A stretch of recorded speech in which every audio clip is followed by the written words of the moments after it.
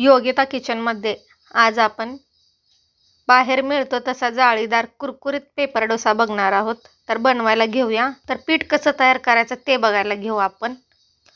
तर 3 ग्लास भरून रेशनचे तांदूळ घेतलेले आहेत निवडून।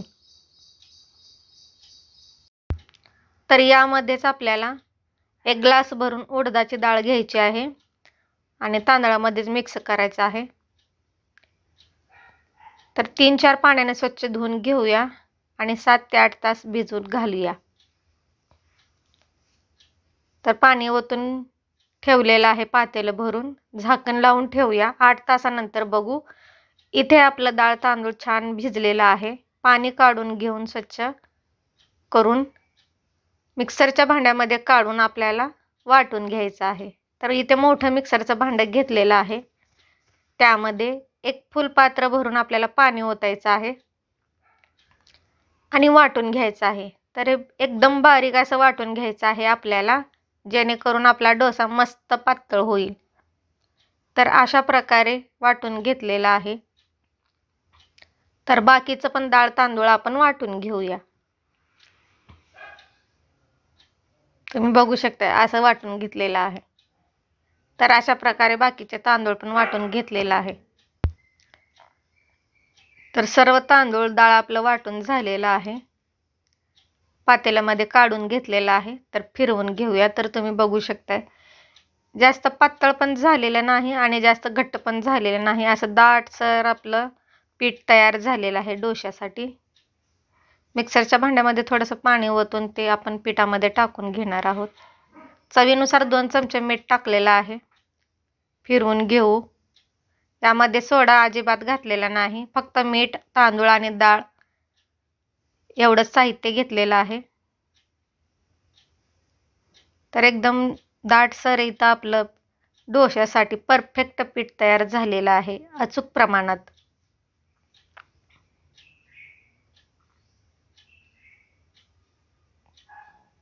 तुम्ही बघू शकता। तर आपण गॅसवर तवा ठेवलेला आहे गरम करायला। तर तवा गरम कसा करायचा ते बघणार आहोत। मोठा गॅस करून हा तवा ठेवलेला आहे, त्यावर पाणी शिंपडून बघूया। तर पाणी मधोमधच जाते आपलं, अजिबात आटत नाही, तिथंच थांबलेला आहे। तर हा अजून तवा तापलेला नाही आपला। तर अजून एकदा आपण पाणी शिंपडून बघणार आहोत। तर इथे 1 थेंब सुद्धा आपलं पाणी तव्यामध्ये राहिलेलं नाही आणि परफेक्ट असा आपला तवा तापलेला आहे डोसा बनवण्यासाठी। तर ओलं कापड करून आपण पुसून घेणार आहोत। त्यामध्येच तव्याला तेल लावून घेणार आहोत सर्व बाजूनी। तेल लावून झालं की आपल्याला इथे ओल्या कापडाने पुसून घ्यायचं आहे। तर तुम्ही बघू शकता आपल्या तव्याची किती वाफ येत आहे आणि इथं मस्तपैकी आपला डोसा बनवण्यासाठी तवा तापलेला आहे। हा माझा चपातीचा तवा आहे। यावर मी डोसा, भाकरी, चपाती काही करते। मला तवा जास्त आवडतो, बाकीचा तवा मी वापरत नाही। तुमच्याकडे डोश्याचा तवा असला तर तुम्ही डोश्याचा तवा वापरा।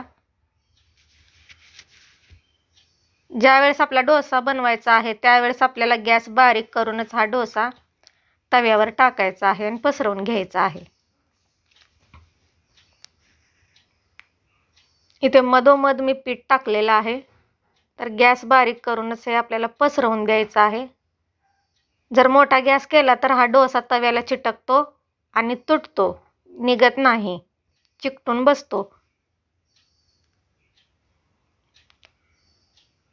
तर पटकन उलटायची गडबड करायची नाही आपल्याला, 1-2 मिनिट असंच ठेवून द्यायचं आहे।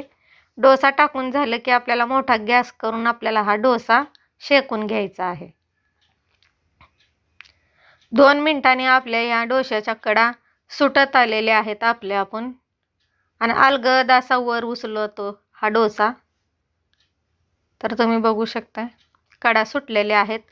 लगेच उलटण लावायची गडबड करायची नाही। आपला तवा जर चांगला तापलेला असेल तर आपला डोसा अलगद उचलून निघतो, अजिबात तव्याला चिटकत नाही। तर इथे बघू शकताय तुम्ही हा डोसा आपण निघालेला आहे।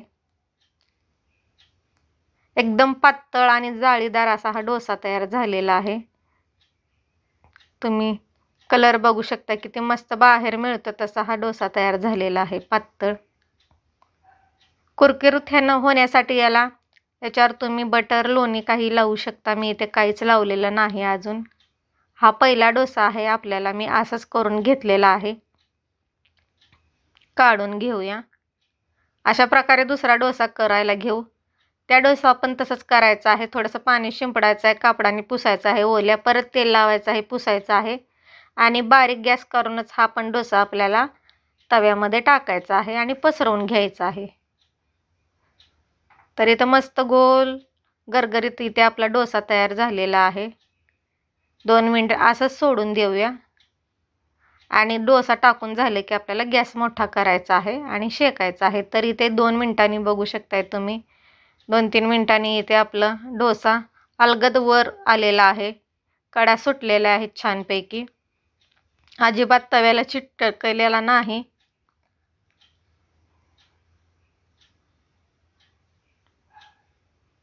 तर मस्तपैकी भाजून तयार झालेला इथं डोसा. इथे मी थोडंसं तेल लावून घेतलेलं आहे.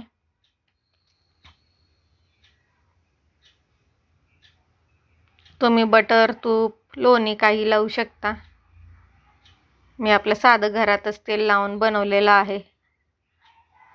एकदम छान असं जाळीदार आणि पातळ कागदासारखा हा डोसा तयार झालेला आहे. घरी एकदा नक्की ट्राय करून बघा. कमेंट करून सांगा कसा झाला डोसा. चॅनलला सबस्क्राईब करा. रेसिपी आवडली तर लाईक करा, कमेंट करून सांगा.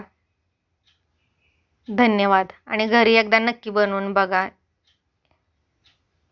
आणि अचूक प्रमाणात हा डोसा तयार झालेला आहे.